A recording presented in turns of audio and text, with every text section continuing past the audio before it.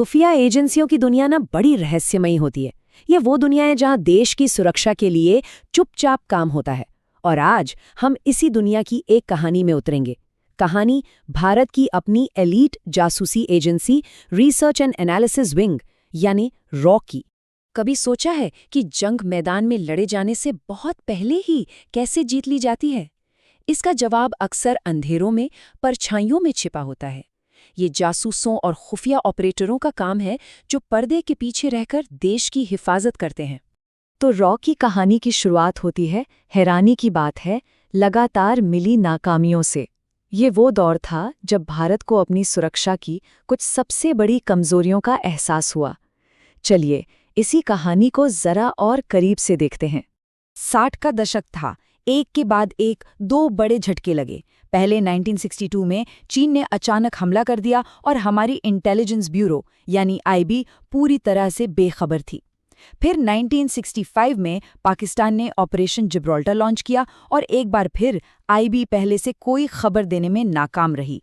ये साफ हो गया था कि जो एजेंसी देश के अंदर काम करती है वो विदेशी खुफिया जानकारी जुटाने में सक्षम नहीं है।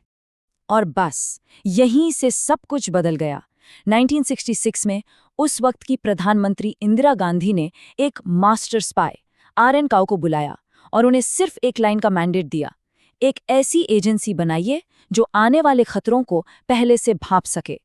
ये वो मीटिंग थी जिसने भारत की विदेशी खुफिया एजेंसी की नींव रखी। और इसी के साथ जन्म हुआ रिसर्च एंड एनालिसिस विंग यानी रॉ का। इसकी सबसे खास बात इसकी बनावट थी। रॉ का चीफ सीधे प्रधानमंत्री को रिपोर्ट करता है। इसका मतलब एजेंसी को जबरदस्त ताकत और आज़ादी मिलती है ताकि वो बिना किसी राजनीतिक दखल के अपना काम कर सके। रॉ को बने ज्यादा वक्त नहीं हुआ था कि उसकी पहली बड़ी परीक्षा सामने आ गई और ये रॉ के इतिहास की सबसे शानदार कामयाबियों में से एक बन गई। एक ऐसी कामयाबी जिसने न सिर्फ एजेंसी की धाक जमा दी बल्कि दक्षिण एशिया का नक्शा ही हमेशा के लिए बदल दिया। साल था 1971। भारत के सामने एक बहुत बड़ी मुश्किल खड़ी थी। पूर्वी पाकिस्तान में हालात बिगड़ रहे थे और भारत को मदद करनी थी, लेकिन बिना सीधे जंग में उतरे। सवाल ये था कि पश्चिमी और पूर्वी पाकिस्तान के बीच जो एयरलिंक था उसे कैसे तोड़ा जाए। ये काम सौंपा गया रॉ को। यहाँ पे आर.एन. काओ ने जो किया वो किसी शतरंज की बिसात से कम नहीं था। रॉ ने हाशिम कुरैशी नाम के एक आतंकवादी को पकड़ा जो प्लेन हाईजैक करने की फिराक में था। काओ ने उसे पलटा और भारत के लिए डबल एजेंट बना दिया। कुरैशी ने प्लान के मुताबिक एक भारतीय विमान हाईजैक किया और उसे लाहौर ले गया। वहां जाकर उसने पाकिस्तानी नेता जुल्फिकार अली भुट्टो से मिलने की मांग कर दी। बस भारत को यही तो चाहिए था। उसने इस अपहरण को पाकिस्तान की साजिश बताकर अपनी एयर स्पेस से पाकिस्तानी उड़ानों पर रोक लगा दी। ये सिर्फ एक खुफिया ऑपरेशन नहीं था, ये एक साइकोलॉजिकल दांव था।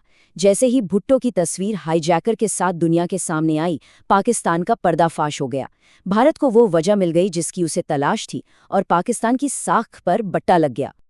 लेकिन कामयाबी का ये दौर हमेशा नहीं चलता। अब कहानी में एक मोड़ आता है। चलिए देखते हैं कि कैसे बदलती सियासत एक मजबूत से मजबूत खुफिया एजेंसी को भी कमजोर कर सकती है। 1977 में देश में सरकार बदल गई। नई सरकार रॉ को शक की निगाह से देखती थी। उन्हें लगता था कि रॉ का इस्तेमाल राजनीतिक विरोधियों के खिलाफ हुआ है। नतीजा, एजेंसी का बजट और ऑपरेशंस सब में भारी कटौती कर दी गई। और तो और आर.एन. काओ जैसे मास्टरमाइंड को अपमानित करके पद से हटा दिया गया। और इसी बुरे दौर में रॉ के सामने शायद उसका सबसे जरूरी मिशन आया, ये साबित करना कि पड़ोसी देश पाकिस्तान छिपकर परमाणु बम बना रहा है। ये एक ऐसी रेस थी जिसमें वक्त तेजी से हाथ से निकल रहा था। ये कहानी दिखाती है कि जासूसी हमेशा हाईटेक गैजेट्स का खेल नहीं होती। ये किसी फिल्म की कहानी से कम नहीं है। रॉ के एजेंट्स ने पाकिस्तान के न्यूक्लियर प्रोग्राम में लगे वैज्ञानिकों की पहचान की, फिर एक नाई की दुकान तक उनका पीछा किया और जब उन वैज्ञानिकों ने बाल कटवाए तो एजेंट्स ने फेंके हुए बालों के सैंपल उठा लिए। भारत में जब उन बालों का टेस्ट हुआ तो उनमें रेडिएशन के निशान मिले, जो इस बात का पक्का सबूत था कि पाकिस्तान एटम बम बना रहा है। लेकिन यहीं एक चौंकाने वाली बात हुई। एक सोर्स ने रॉ को पाकिस्तान के पूरे न्यूक्लियर ब्लूप्रिंट देने की पेशकश की। और कीमत क्या थी? सिर्फ $10,000। सोचिए जरा। लेकिन उस वक्त के प्रधानमंत्री ने ये रकम देने से ही मना कर दिया। रॉ पर अविश्वास इतना ज्यादा था कि एक ऐतिहासिक मौका हाथ से निकल गया। और फिर जो हुआ वो एक तबाही से कम नहीं था। प्रधानमंत्री देसाई ने एक फ़ोन कॉल पर सीधे पाकिस्तानी राष्ट्रपति ज़िया-उल हक को कह दिया, हमें पता है कि आप खान रिसर्च लेबोरेटरीज में क्या कर रहे हैं। बस इस एक लीक ने पाकिस्तान में रॉ के बरसों की मेहनत पर पानी फेर दिया। पाकिस्तान ने अपने यहाँ जासूसों की तलाश शुरू कर दी और रॉ का पूरा नेटवर्क तबाह हो गया। कई भारतीय एजेंट पकड़े गए और मार दिए गए।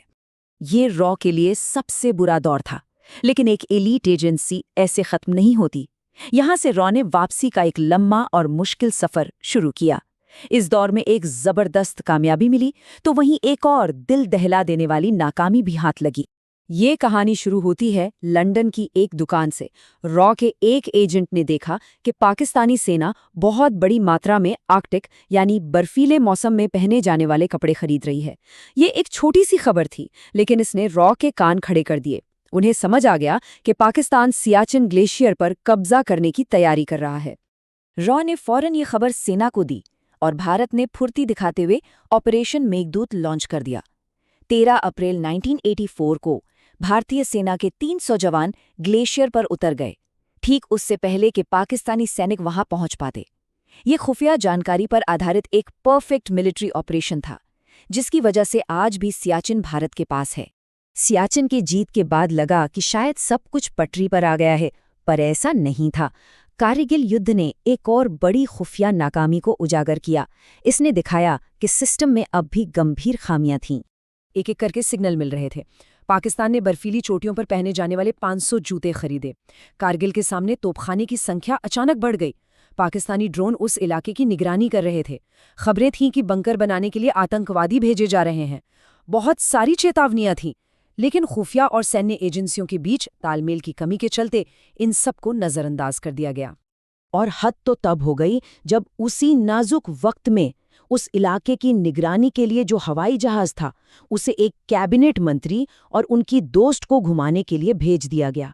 ये घटना बताती है कि उस वक्त सिस्टम में कितनी लापरवाही और अगंभीरता भरी हुई थी। कारगिल युद्ध की नाकामी का झटका इतना जबरदस्त था कि उसने भारत के राष्ट्रीय सुरक्षा सिस्टम को जड़ से हिला दिया, और यही झटका भारत के इतिहास के सबसे बड़े राष्ट्रीय सुरक्षा सुधार की वजह बना। इस नाकामी के बाद एक नया मजबूत सिस्टम बनाया गया। अब होता यह है कि रॉ, आईबी और मिलिट्री इंटेलिजेंस जैसी सभी एजेंसियां अपनी जानकारी जॉइंट इंटेलिजेंस कमेटी को देती हैं। फिर नेशनल सिक्योरिटी एडवाइजरी बोर्ड की एक्सपर्ट्स इस डेटा का विश्लेषण करके खतरों को पहचानते हैं। इसके बाद स्ट्रेटेजिक पॉलिसी ग्रुप एक्शन लेने के लिए विकल्प तैयार करता है, और आखिर में प्रधानमंत्री की अगुवाई वाली नेशनल सिक्योरिटी काउंसिल अंतिम फैसला लेती है।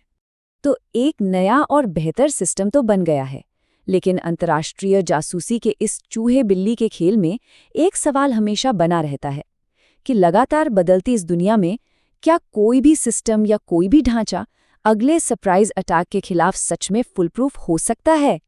ये एक ऐसा सवाल है जिसका जवाब शायद सिर्फ वक्त ही दे पाएगा।